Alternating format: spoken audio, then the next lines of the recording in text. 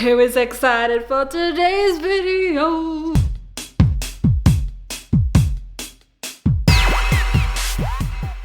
And I have to defocus this before it's not in focus. Hey everyone, Miranda here, so I'm gonna jump straight into it today. Ruby Red! These covers are absolutely gorgeous. They look like an antique. Much better than these covers. They're bloody ugly. For those that have not read the Ruby Red trilogy, this is a fun, cheesy, and when I say cheesy, this is probably one of the most cheesy books I have ever read, by Kirsten Gür. I think she's a German author, and these were originally published in German, I believe. I have recently watched the films as well. You can find them on YouTube. Ruby Red is about 16-year-old Gwyneth. I thought her name was Ruby before I started this, but it's not. At the age of 16, she finds out that she has inherited her family's time travel gene. She is the last in the circle of 12 generations of time travelers. She is, like, you could say, has the power to change something,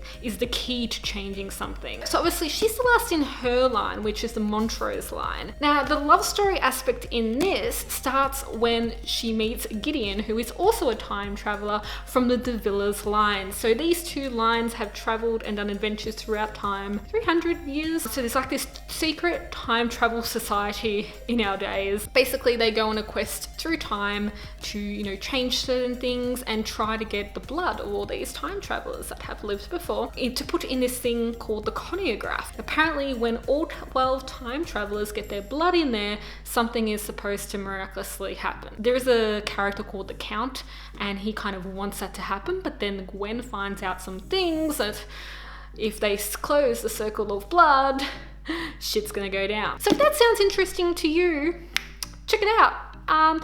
Now to the spoiler section, we'll be talking about all the books. So the way this spoilery is going to work today is I am not going to talk about each individual book. I'm just going to talk about all the main themes running along all three of these books. I have so many mixed reactions on Ruby Red, but one of the thoughts, like I said before, is how cheesy this series is. I feel like if it was written in English first, it wouldn't get away with a lot of the cheesy things that are said and done in it. I just found some lines that were used by the character and this and that a little bit like far-fetched, a little bit overdone. Let's talk about the family. The family that lives in that house. All together on the 3 levels. That's a mansion and it's really old and has hidden passageways. Upon reading it the very first time, got very confused with all the characters that we were introduced to, because there were names thrown everywhere, like Lady Arista, Great Aunt Maddie, Aunt Calendar, her mum, Caroline, you had Nick. Like, all these names were just thrown around on the get-go, and it was really confusing to understand who the hell was who. Aunt Maddie really got on my nerves. And this is where I started to think that was really cheesy, when she's just like, oh, get me sugar lemon lollies. I want to talk about Charlotte. It was so damn bloody weird, and her mother. The fact that they just picked on poor Gwen. Charlotte didn't inherit the gene, right? But you didn't have to go about bullying Gwen in that way. If she inherits the gene, she inherits the gene. What can you do about it? Throughout the whole trilogy, it did not let up. Even when we got to book 3, those moments where Charlotte would jump out at Gwen, especially, you know, if when she was hiding the chronograph underneath her nightgown and then Mr. Bernard turned up and saved the day.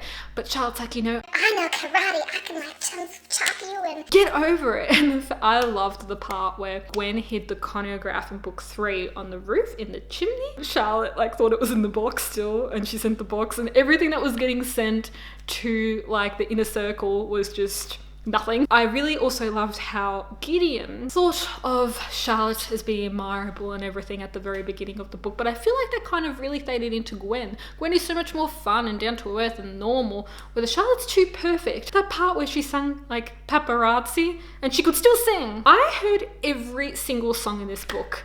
I felt like, is this a musical at some stage? Because we got the performance of the Paparazzi. We knew that Gwen could sing. When they were in book 2 and they went to that party, to meet the Count, which was so like, what was that even for? Because you met Lord Alistair in that scene, but Gwen got up and she starts singing that melody from Cats 200 years before its time, and then Gideon just was playing the piano, you know, going along with it, fell in love with her even more after they've known each other for 1 week. If you watch the movie, that scene is so over the top because she starts singing Time Warp, and in my head I'm thinking, oh my god, it's gonna be when she sings Time Warp, and I'm like, no, that's in the movie. In the book she sings Cats. I love how Gwen is just literally thrown into this world right from the get-go. All this happens in the space of like 2 weeks. This is where it starts to annoy me, because what did you guys really think of Gideon? I thought at the beginning he had a bit of bipolar, because I felt like, oh, he loved her, he wanted her, but I felt like it was lust.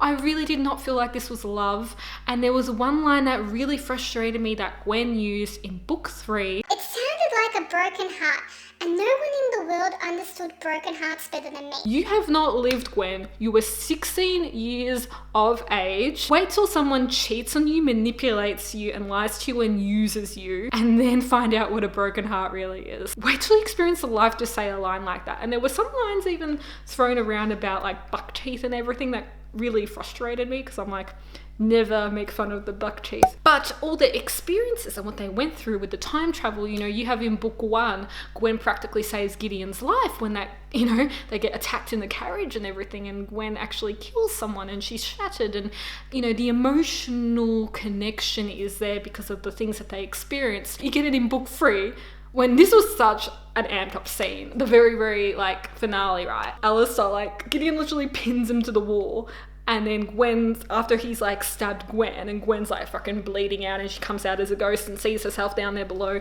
and he's like, Gwenny, I love you. And I'm like, whoa, that's sudden. Like, I know she may be dying here, but like, mate.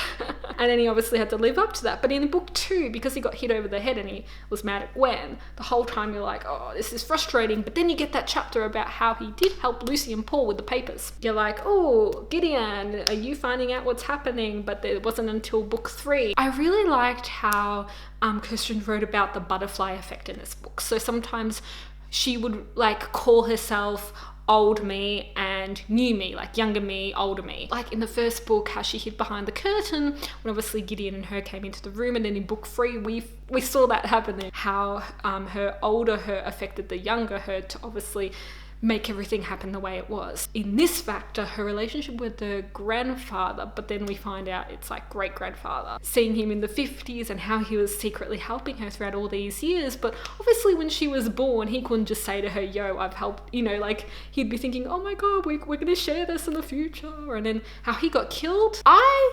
suspected Mr. Whitman. I kept saying Whiteman when I was reading it. Can we talk about the immortality thing? So this whole entire book is based off this closing of the circle and the choreograph. When we literally get to that stage where the circle is to be closed, Gideon, you know, puts his blood in the thing, whatever, in that choreograph that she stole, it's an immortal salt. They could have tricked the Count, literally got like one of those like salt lamps, scratch a bit of salt off that, put it in the thing, you're good to go, you know, trick the Count. Gideon took the salt to become immortal at the very end, and I thought that was really good because obviously the Count shot him.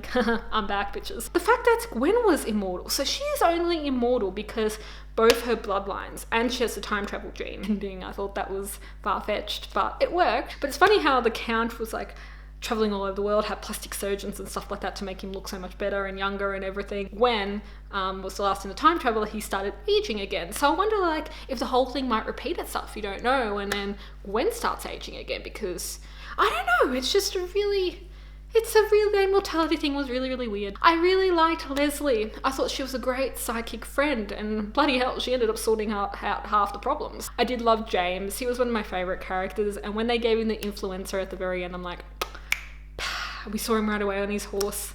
That was really sad because he didn't even know her. There's a little baby gargoyle, this little evil devil gargoyle. That reminded me so much of Fallen, because in Fallen, Luce had a gargoyle. Exemius, however you say it. The fact that he went through the walls, he was narrating like half the book.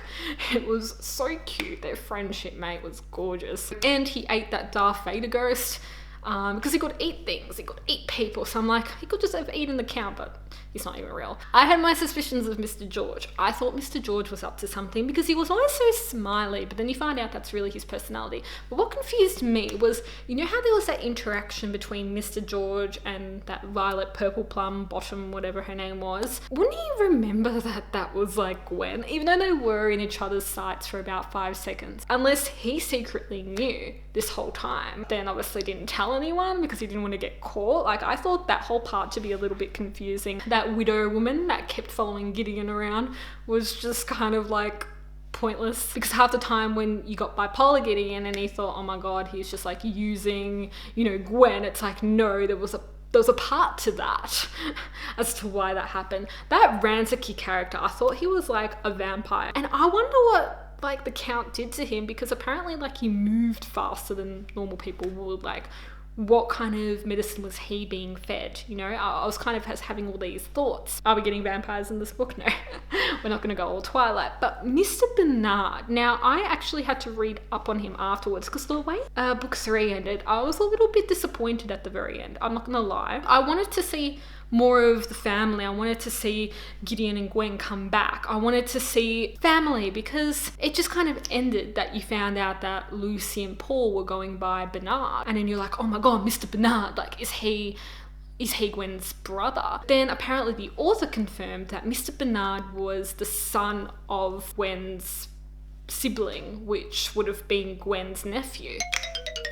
Mind blown. I don't know, I just gone into that a little bit more because I was so damn confused, because we saw him pop up in random parts throughout this book, and I'm like, and I thought, is Mr. Bernard, could he be immortal? Did he have the immortal gene as well? But then I'm like, no, because it's just a time traveler. So I wish that would have been explained to a little more detail rather than just a word at the very end. If Gwen and Gideon have kids, will the kid be immortal? Because that's 2 time travelers as well, and double the genes from the other side. Like, will that kid have powers?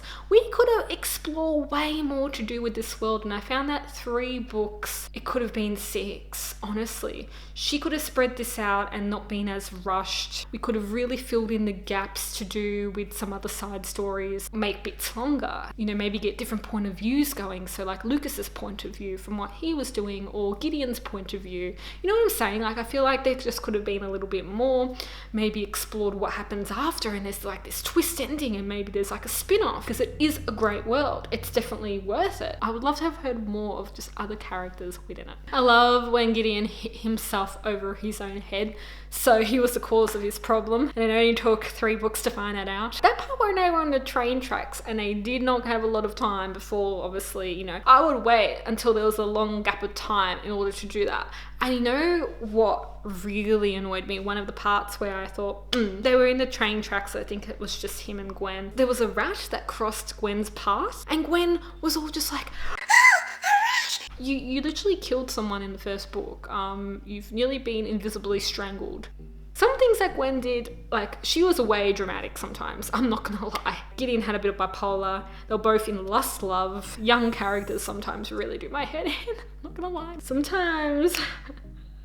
What did you guys think about Ruby Red, if you have obviously read these books? Did you like it? Did you feel like some parts needed expanding on? Would you have wanted more books? Comment down below and let me know. I'm Miranda, as always. Thank you so much for watching. Have a nice day.